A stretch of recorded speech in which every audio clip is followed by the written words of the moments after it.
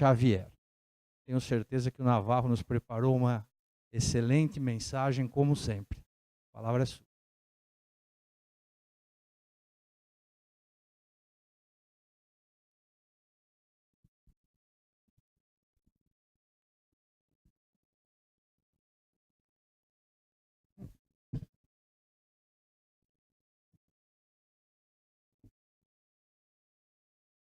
Irmãs, meus irmãos, o Senhor Jesus nos abençoe. É sempre um prazer voltarmos ao Kardec. Agradecemos de coração o convite que nos foi feito para estudarmos um pouquinho de Evangelho e doutrina espírita. Normalmente, nós que somos palestrantes, a gente utiliza de histórias, com H ou sem H, no meio do bate-papo. Nós gostaríamos hoje de iniciar contando uma historiazinha ocorrida conosco. E é bem provável que alguns de vocês já tenham ouvido nas palestras que a gente faz por aí. Mas tem a ver com o que nós gostaríamos de trazer para as nossas reflexões. Há 10 anos atrás, aproximadamente, a minha neta contava 5 anos de idade. E num domingo, eu a convidei para visitar os meus pais. E junto com os meus pais morava também a minha avó. 98 anos de idade aproximadamente. E sempre muito lúcida. Aliás, lúcida até os 100, quando veio a desencarnar. E minha neta aceitou o convite de irmos lá à tarde, fomos eu e ela, para visitá-los. Quando chegamos, estavam só meus pais e minha avó, e a gente começa a bater um papo, sentado, bem informalmente. Mas eu percebi que minha neta queria perguntar alguma coisa e foi se aproximando de mim, meio silenciosa, diferente do que normalmente ela era. E aí eu perguntei para ela: bebê, você quer falar alguma coisa? E ela me disse: vô, a vozinha está doente? A minha avó. É uma pergunta que a gente não espera, né? Não naquele contexto. Eu falei: está. A idade dela, bebê, ela tem 98 anos e você tem 5. Tentei fazer uma comparação que ela pudesse compreender a distância. 95, 98 anos, ela está muito cansada, já com o corpo exaurido. Fui explicando para ela do que se tratava como sendo um processo natural. Ela parece que compreendeu. Passaram-se alguns poucos instantes e ela questionou novamente: vovô, a vozinha vai morrer? Falei: essa conversa está ficando esquisita. Está começando a complicar. Eu falei: bebê, não é morrer que se fala, é desencarnar. Ela vai deixar esta vida e vai para o lado espiritual onde está Jesusinho. Aquela forma como ela conhecia Jesus. Mas isso é um processo natural, todos nós somos assim. Nós nascemos, você tem 5 aninhos, ela tem 98, nós vamos vivendo um período na Terra e chega uma hora que nós temos que voltar para o mundo dos espíritos. É um processo absolutamente natural.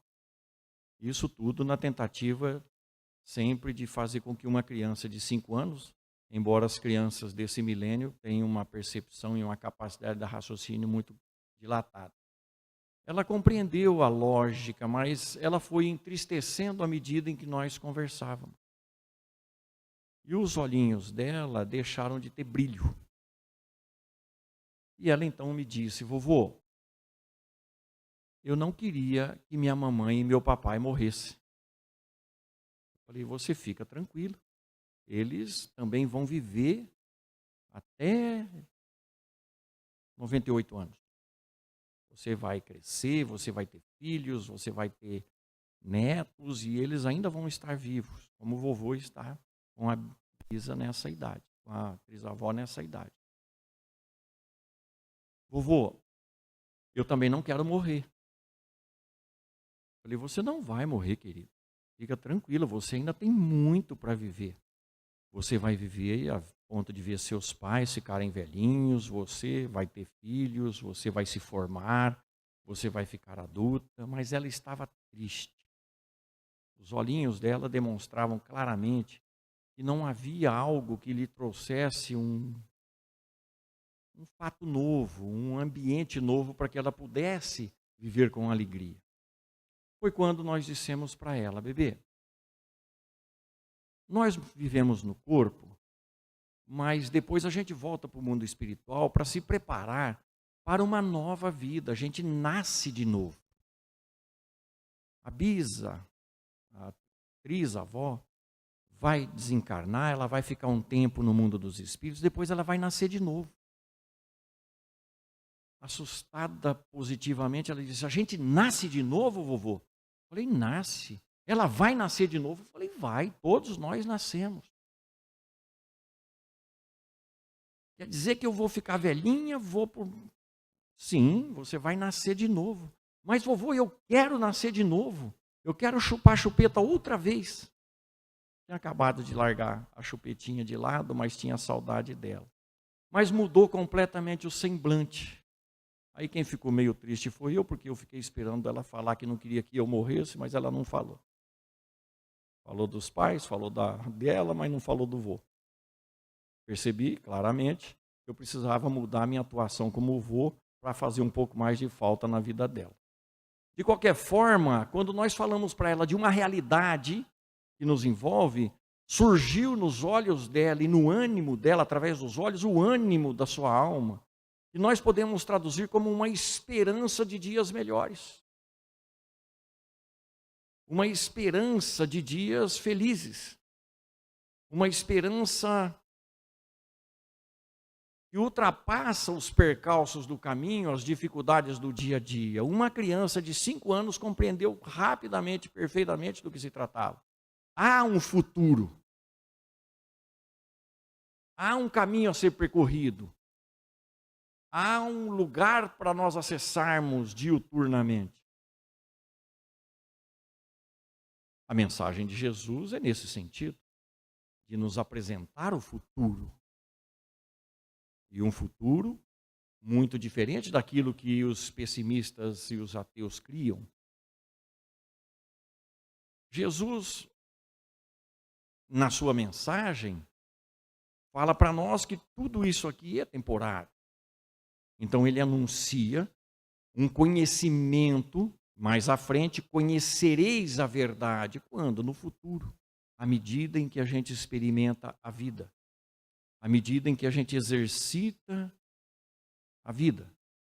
E esse futuro estará sempre à nossa frente, até que nós venhamos a viver num estado de pureza, em que o tempo material já não seja mais considerado, porque o tempo, sabemos todos, é tão somente uma questão de encarnados, poderíamos dizer assim. Então Jesus já nos apresenta uma possibilidade nova e uma possibilidade nova melhor. Mesmo vivendo num mundo cheio de problemas e dificuldades, e Jesus não escondeu isso de ninguém, aliás, ele nos alertou para que vivêssemos conscientes da realidade desse mundo, quando ele fala, em mim vocês encontrarão a paz, porque no mundo tereis sofrimento. Mas ele acrescenta, tem de bom ânimo, eu venci o mundo. Ora, ele está mostrando para nós que a luta que vamos travar com a vida, a luta que vamos travar com as dificuldades do dia a dia, serão vencidas pelo nosso espírito. Mesmo porque, ainda nas palavras de Jesus, nós poderemos fazer muito mais coisas do que ele fez. Ou seja, se ele, Jesus, venceu o mundo e está nos dizendo que também poderemos fazê-lo, isso traz uma segurança muito grande ao nosso coração e ao nosso entendimento. Nós passamos a ver este mundo como sendo um momento necessário ao nosso espírito para que nós consigamos construir esse futuro melhor, porque a palavra adequada é construir. Nós estamos num processo de construção do nosso amanhã. Joana de Ângeles vai chamar isso de devir psicológico. Ou seja, hoje estamos construindo a realidade dos nossos espíritos. Mas todos nós sabemos que a justiça divina é perfeita. Em sendo perfeita, os nossos esforços não podem ser em vão, e não são. Significa dizer que todo aquele esforço que nós fizermos em benefício de nós mesmos, sempre nos garantirá um novo patamar evolutivo. Esse novo patamar evolutivo terá como consequência o alívio das nossas consciências. E em aliviando a nossa consciência, tranquilizando-a, nós teremos a percepção mais rapidamente da felicidade, que é o que tanto desejamos. Ora, Jesus põe uma condição. Se nós permanecermos nas palavras dele, nós não só seremos reconhecidos como seus discípulos, quanto conheceremos a verdade. Significa que há uma necessidade de interpretarmos adequadamente o que ele, Jesus, guia e modelo da humanidade, segundo nos apontam os instrutores espirituais responsáveis pela codificação espírita. Significa dizer que nós precisamos ter Jesus como parâmetro para as nossas vidas. Em sendo o guia e modelo, Jesus vai trazer as orientações necessárias para que nós saibamos vivenciar esse estágio no qual nós nos encontramos já de longa data. Como nós temos desenvolvido também o nosso intelecto ao longo desses séculos, reencarnando e reencarnando, nós já temos a facilidade de interpretar razoavelmente as condições em que vivemos. E se observarmos o panorama do nosso planeta hoje, nós vamos observar que várias sociedades humanas já vivem numa condição muito melhor do que a nossa, socialmente falando. Nós vamos ver países na Europa, nós vamos ver a sociedade japonesa vivendo uma condição social que nós aspiramos para nós. Muito embora falta a eles, e os números de suicídio atestam isso, falta a eles um aprofundamento espiritual. Mas, de qualquer forma, nós já temos visto no nosso planeta condições sociais diferenciadas. Alguns grupos já conquistaram valores sociais que nós aspiramos. Significa dizer que nós aqui que não temos o que eles têm, precisaremos ajudar na construção desses valores, na implantação desses valores, ou seja, fazer acontecer aqui as coisas que já acontecem em outros lugares do nosso planeta. Fica muito claro que se existe possibilidade para alguém vivenciar um estado de coisas melhor do que o que nós vivemos, significa dizer que nós também teremos essa possibilidade, porque senão Deus seria injusto.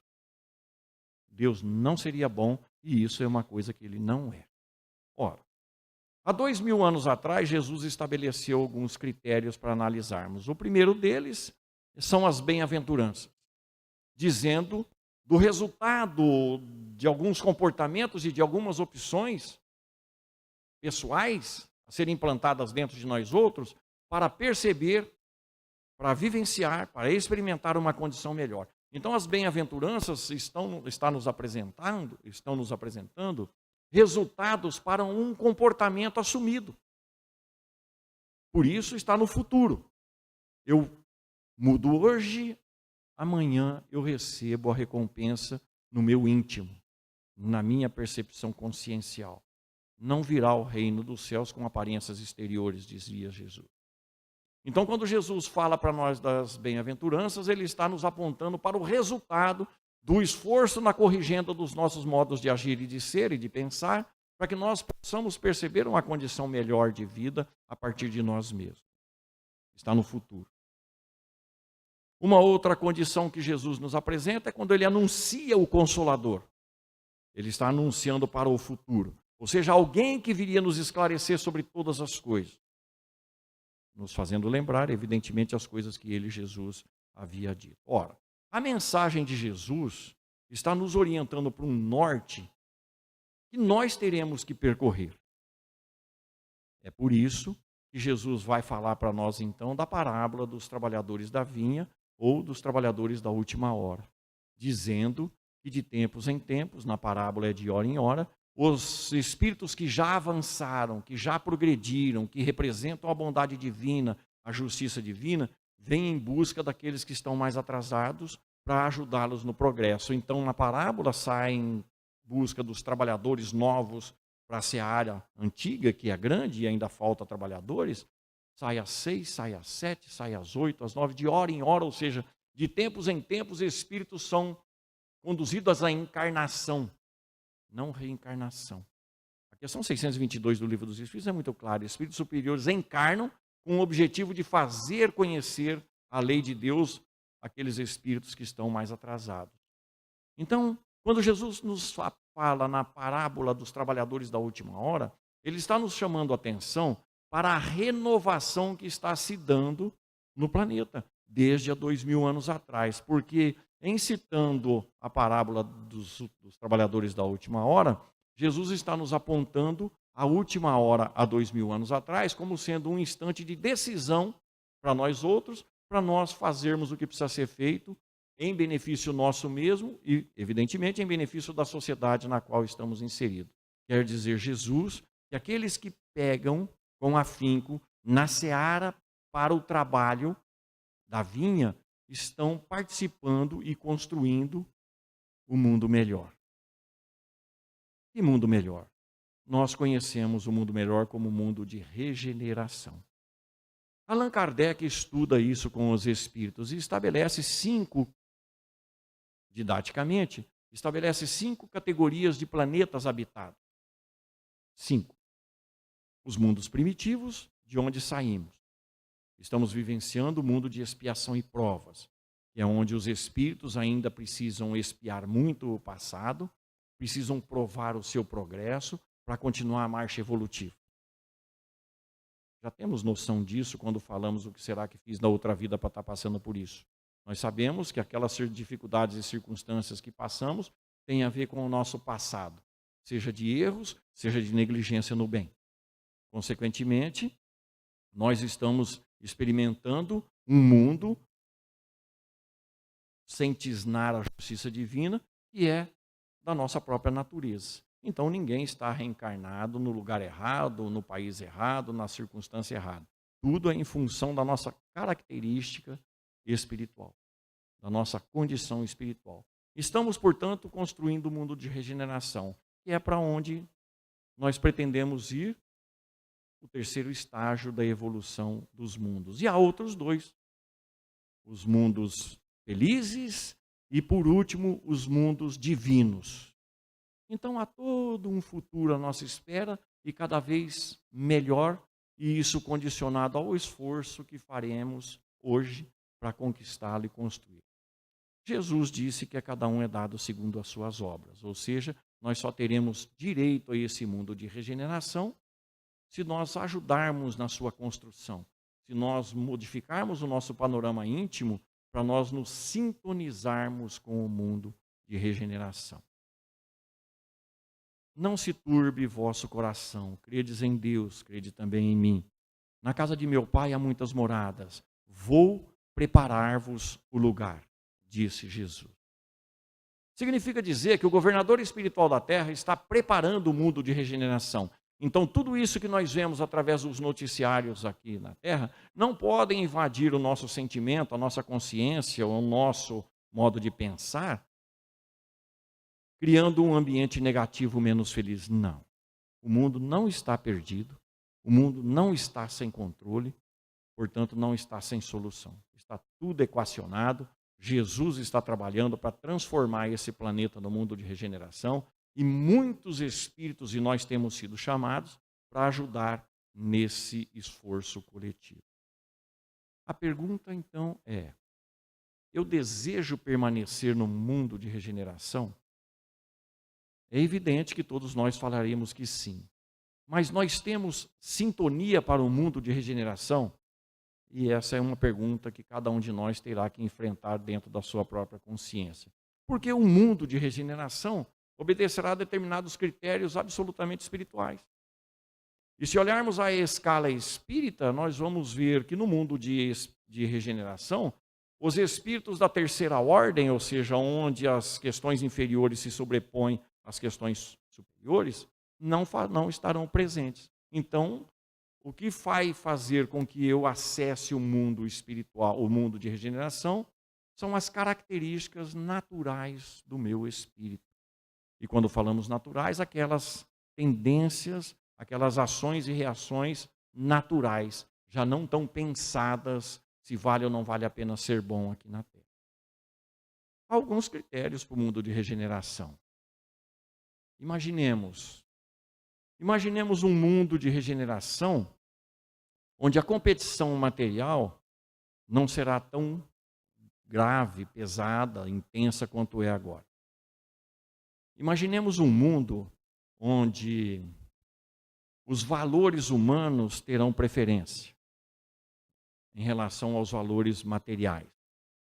A cultura do espírito imortal vai se fazer mais presente. Consequentemente, haverá mais tendência ao perdão, ao entendimento, à caridade pura. Estamos preparados para isso em nossas tendências naturais? Estamos trabalhando isso em nós? O perdão mais fácil, o entendimento mais fácil, a bondade mais fácil?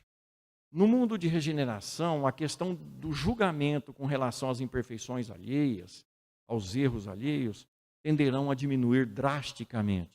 Estamos preparados para viver em sociedade sem criticar, sem acusar e sem cobrar a quem quer que seja pelos seus erros?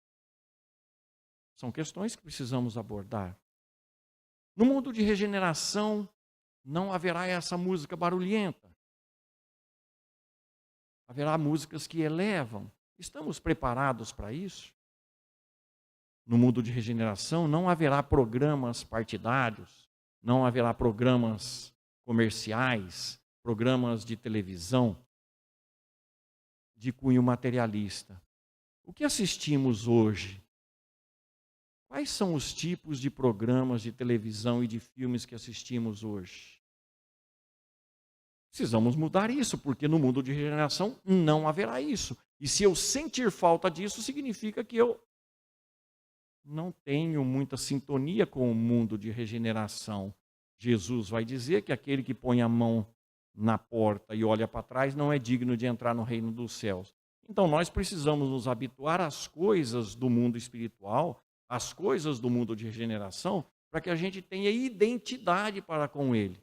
Ora, isso não é possível de acontecer se nós não analisarmos as nossas tendências, se nós não analisarmos as nossas condições espirituais, as nossas condições de vida aqui na Terra. Então eu preciso me encontrar. E eu só vou conseguir me encontrar se eu olhar para dentro de mim e identificar o meu jeito de ser. Comparar lá na escala espírita para ver em que faixa espiritual eu me encontro e observar quais são os parâmetros e os padrões dos espíritos que estão acima de mim para ir em busca desses valores. Santo Agostinho fala isso muito claramente nas duas questões 919 do Livro dos Espíritos, que nós estamos já acostumados a ouvir nas mais diversas palestras e estudos. Ou seja, é preciso observarmos em nós se nós temos sintonia com o mundo de regeneração. Quando nós analisamos esses aspectos, a princípio pode parecer que nós temos muito trabalho a ser feito dentro de nós mesmos. É verdade, temos. Mas é preciso ter o entendimento de que nós temos forças para isso. Não está escrito em vossa lei, sois deuses? Disse Jesus. Sim, no Velho Testamento está escrito, sois todos filhos do Deus Altíssimo. Significa dizer que somos filhos da inteligência suprema, da causa primária de todas as coisas. Portanto, esse Deus que é o puro amor, não poderia fazer nenhuma de suas criaturas sofrer a partir dele mesmo. Então, o sofrimento vem em função daquilo que nós fazemos aqui na Terra. E se nós sofremos e há uma possibilidade de futuro, nós só sofreremos até mudarmos de parâmetro de entendimento. Ou seja, ao entendermos do que se trata. Na questão 799 do Livro dos Espíritos, Kardec ouve dos Espíritos que a doutrina espírita tem todas as vantagens do mundo, porque ela mostra para nós onde estão os nossos verdadeiros interesses. A vida futura deixando de estar velada dá ao espírito a possibilidade de se fortalecer, ou seja, aumentar a esperança. Então, a esperança passa a ser um sentimento que vai nos induzir ao crescimento. O que vai nos induzir ao crescimento é a esperança. Porque vemos naturalmente que há um mundo melhor nesse próprio planeta. Se há para alguém, tem que haver para mim. E eu preciso estar convencido disso. E a doutrina espírita nos convence disso com uma facilidade imensa. Imensa. É só raciocinarmos. É só estudarmos. Não é sem razão que o Espírito da Verdade vai falar para nós o famoso amai-vos e instruí-vos. Ou seja, muda os teus sentimentos, levando-os à conta de amor, e instrua-se para fortalecer a sua consciência, o seu espírito, na conquista desse mundo de regeneração na qual estamos a caminho. Mas imaginemos duas condições. Imaginemos a primeira, um pouco mais complexa, para nós outros, é se não atingirmos a vibração necessária para o mundo de regeneração. Não tem problema. Há muitas moradas na casa do Pai. Iremos para uma outra morada, onde chegaremos em condições melhores do que aqueles que lá estão. Então nós chegaremos à frente para fazer o progresso acontecer. Dá para recuperar o tempo perdido. Isso aconteceu aqui na terra, diz Emmanuel. Significa dizer que nós vamos nos afastar desse mundo de regeneração só por um período, para nós, numa outra condição, recuperarmos o tempo perdido. Alguns vão dizer que esta é a face do inferno que nós conhecemos hoje. Sair de um lugar melhor e cair num lugar pior. É verdade, a cultura humana explica essa condição em termos de infernos e criou os mais diversos e terríveis infernos, em função de o espírito deixar determinada condição, situação evolutiva num planeta, para ir num planeta um pouco pior. Mas o que se espera de nós numa condição dessa? Que a gente faça por onde? Para crescer, para se desenvolver, ou continuar se desenvolvendo lá, ou recuperar a posição aqui. De qualquer forma, teremos que nos esforçar. Ora, se eu preciso me esforçar num mundo pior do que a Terra, eu já posso me esforçar aqui, que é muito mais fácil. Então é uma questão de lógica e inteligência fazer força para progredir agora. Porque senão vai ficar a condição muito pior em outros planetas. Na lógica é melhor se esforçar agora. Ora, o esforço nosso começa onde? De dentro de nós mesmos, em direção ao próximo, e o próximo mais próximo está dentro de nossas casas. Então, nossa mudança de comportamento e de entendimento tem que ser a partir dos nossos lares. É lá que nós precisamos mostrar os nossos novos valores, as nossas novas inclinações e as nossas novas tendências. É o que estamos aprendendo em doutrina espírita. Mas é preciso propor algo muito interessante. Tivemos pensando nisso particularmente, e a gente precisa se preparar para o futuro. Imaginemos que tenhamos identidade conquistada para o mundo de regeneração. Estamos aptos para o mundo de regeneração. Mas aí, num determinado instante, lá no mundo dos espíritos, um benfeitor espiritual se apresenta junto a nós e propõe a questão: você está realmente pronto para o mundo de regeneração? Você tem direito ao mundo de regeneração, você fez por merecer. Mas nós precisamos de você no mundo de expiação, para nos ajudar a socorrer aqueles que estão atrasados. Qual será a nossa posição? Nós que conquistamos o direito de viver no mundo de regeneração, aceitaremos partir, entre aspas, em missão para os mundos de expiação e prova? Deveremos ter o sentido da boa vontade e da obediência a Deus. Nós aprendemos em O Livro dos Espíritos que os espíritos, na questão 622 que falamos e em outras questões, que os espíritos, quando avançam, socorrem os atrasados. Significa dizer que eu não posso pensar exclusivamente em viver no mundo de regeneração e daí para frente. além de progredir, nós temos que nos sintonizar com a vontade de Deus. E a vontade de Deus é a vontade de amar. E Ele ama, diríamos em especial, os pecadores, os que sofrem. Nas palavras de Jesus, as ovelhas perdidas da casa de Israel, os doentes do Espírito. Onde queremos chegar? O mundo de regeneração é um mundo onde os espíritos estarão conscientes mais profundamente da realidade da vida. Então, se nós tivermos que abrir mão desse mundo melhor para viver num mundo pior, nós faremos isso com alegria. Ou deveremos fazê-lo com alegria. E isso só é possível se entrar dentro de nós o entendimento de que somos espíritos imortais e que poderemos fazer por nossa vez aquilo que muitos espíritos já fizeram por nós, ou seja, retroagir em termos de reencarnações para socorrer em nome do amor. Quem amar desse jeito terá mais direito ainda ao mundo de regeneração. Mas, ao sermos convidados para socorrermos e querermos abrir mão disso para permanecer no mundo de regeneração, pode acontecer da gente não ter mais direito a ele. Sim, o raciocínio mais passível de acontecer. Ou seja, nós precisamos estar sempre preparados para aquilo que há de vir. Nas palavras de Abigail, em Paulo e Estevão, o espírito deve estar sempre pronto para enfrentar as determinações divinas. E as determinações divinas me trouxeram até este mundo de expiação e prova, mas já me mostra de longa data que há todo um processo em andamento, me conduzindo, até mesmo quando eu reluto, me conduzindo para um mundo melhor. É uma questão de sintonia com a lei de amor. E a lei de amor cede sempre. Lázaro, em O Evangelho segundo o Espiritismo, vai dizer que o amor é um sentimento que pode ser comparado a um sol interior. Se é um sol interior, ele aquece o nosso íntimo, tanto quanto clareia a nossa e as vidas alheias.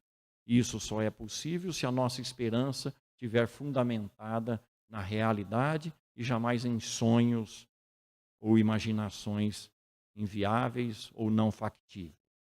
Pensemos nisso. A que nível está a nossa esperança? Mais do que isso, estamos esperando inertes? Ou estamos esperando, trabalhando com Jesus para fazer o mundo melhor? Escolhamos Jesus, mas nunca sem Kardec. Muito obrigado a todos e muita paz.